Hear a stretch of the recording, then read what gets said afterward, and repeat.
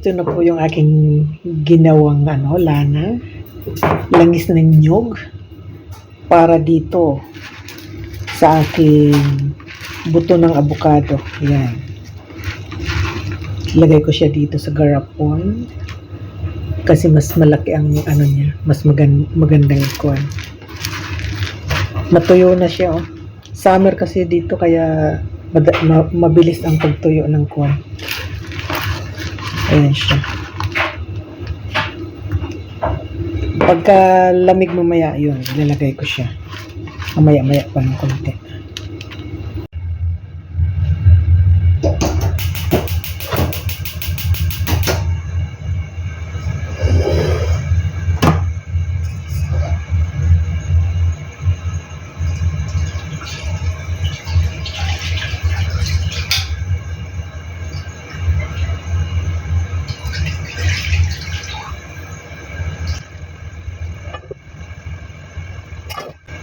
Ito na po yung aking gagawing lana. Tignan mo yung tatlong nyug. Tatlong nyug to pero unang gata lang ginawa ko. Tapos yung pinakasapal, ayan, pinakuluan ko. Dahil gagawin ko siyang pang-timpla naman sa gulay naman. Magluluto ako ng gulay, yan naman ang gawin ko. Diba? Double lang ang purpose. May gulay na, may lana pa.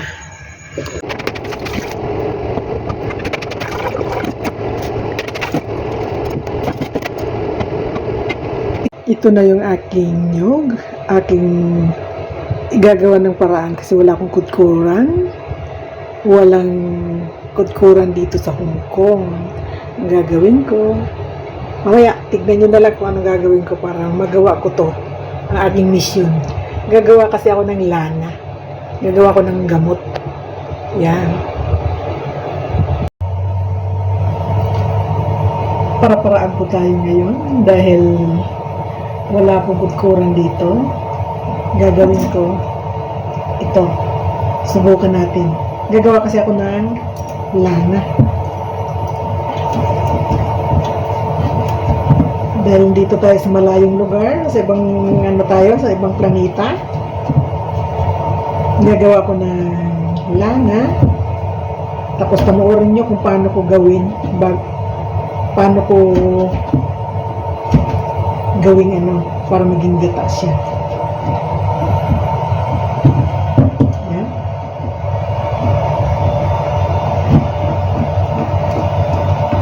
Alam niyo bang magkopra? Ganito ang magawa ng kopra. Tatanggalin siya.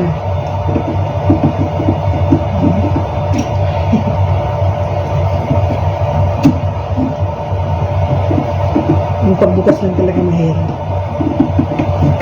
Ayan. Tuloy-tuloy lang.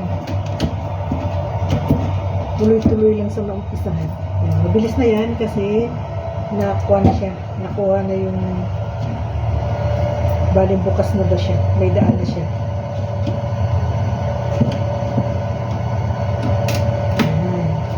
Diba mabilis lang.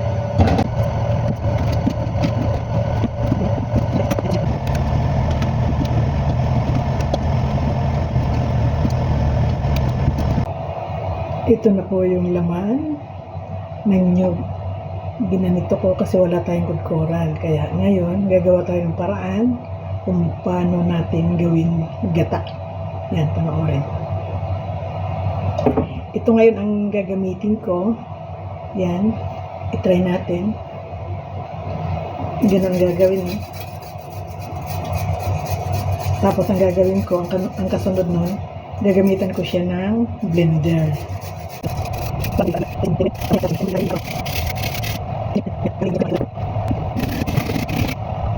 Hello guys! Ito na yung aking nyog.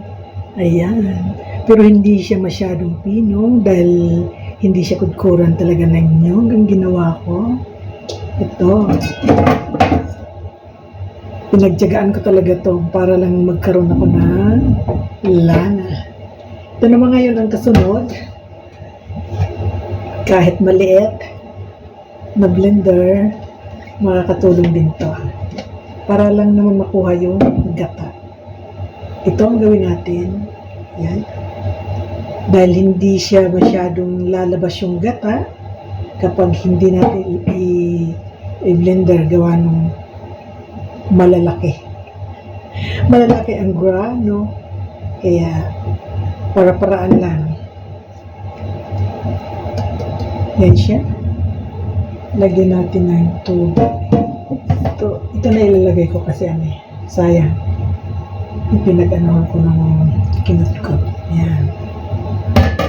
At dagdagan natin ang tubig. Yan. Dito ko na ilagay yung tapos lagyan ko na ng salaan. Ganyan. Tapos yan. Unti-unti lang nagawa nung napakaliit ng ating blender. Yan. Hindi ko alam kung sakto na yung tubig. Ang cute ng ating blender. Yan. Wow!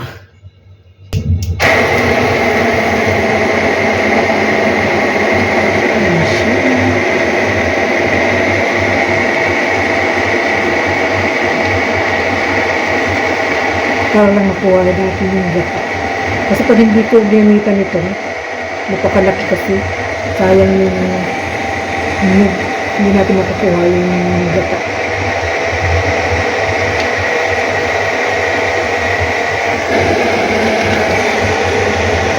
Parang laruan lang, pero malaking pakinabang ito.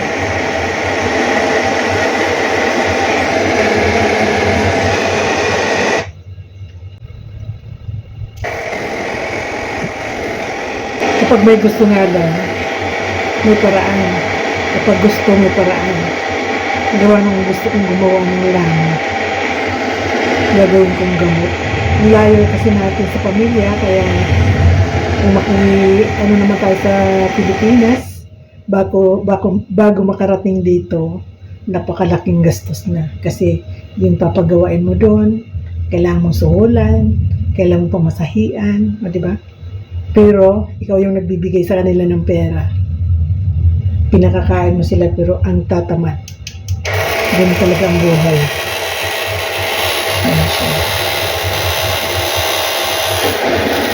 Ko, madulas.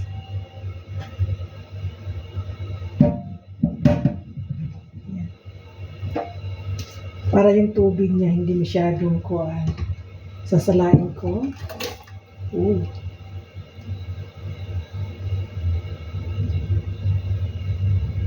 Tapos yung pinakatubig niya.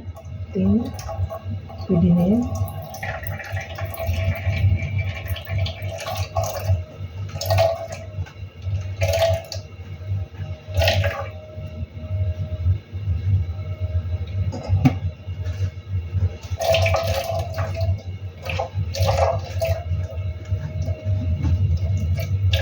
Talaga makukuha yung gata. Gawa ng na-blender na eh. Tapos,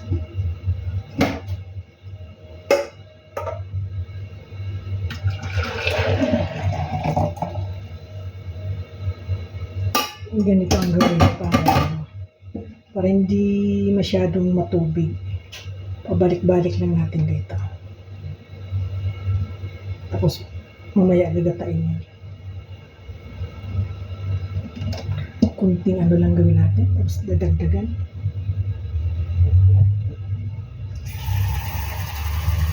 Yan.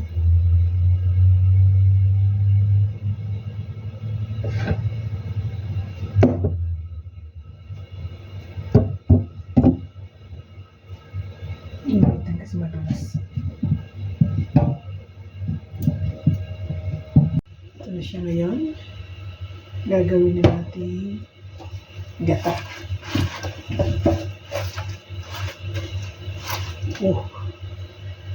Ilagyan ko ng mainit na tubig.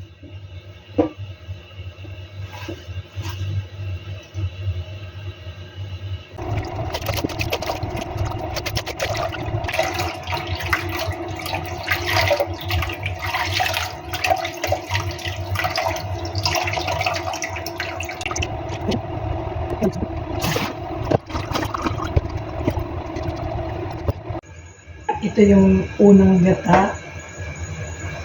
Ito siya, gagawin kong lana. Pwede itong maglana, gawa ng puro to. Halos puro gata.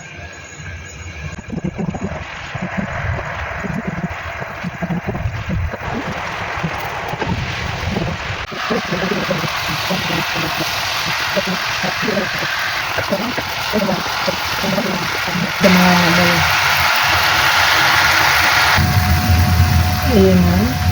Nag-umpisa na siya mag-brown.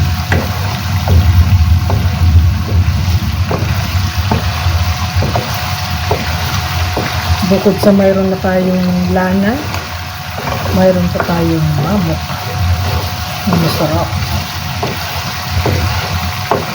Sinong gusto dyan at ating bibigyan. Matagal na akong hindi nakakain ito eh. Lagot siya sa akin ngayon.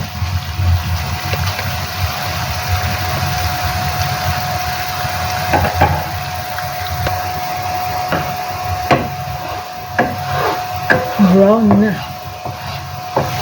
Pero kulang pa. Kailangan natin brown na brown. Para lutong-luto ang mantika. Lana.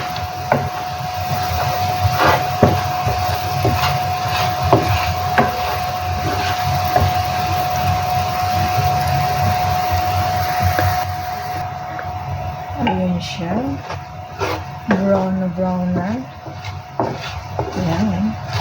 Kukunin ko na yung mamok para masarap kainin. Malutong na yan. Ayan.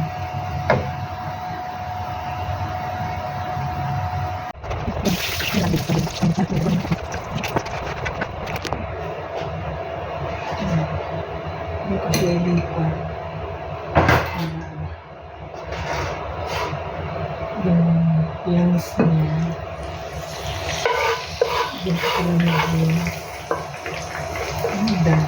Ito na po yung aking ginawang lana. Langis ng nyog para dito sa aking buto ng avocado. Yan. Lagay ko siya dito sa garapon kasi mas malaki ang niya, mas magandang kuwan. Natuyo na siya oh. Summer kasi dito kaya mabilis ang pagtuyo ng kuwan. Ayan siya. Pagka lamig mamaya, yun, ilalagay ko siya. Mamaya pa ng konti. At dyan, atin na pong takpan. Diba? Ang laki ng lagayan.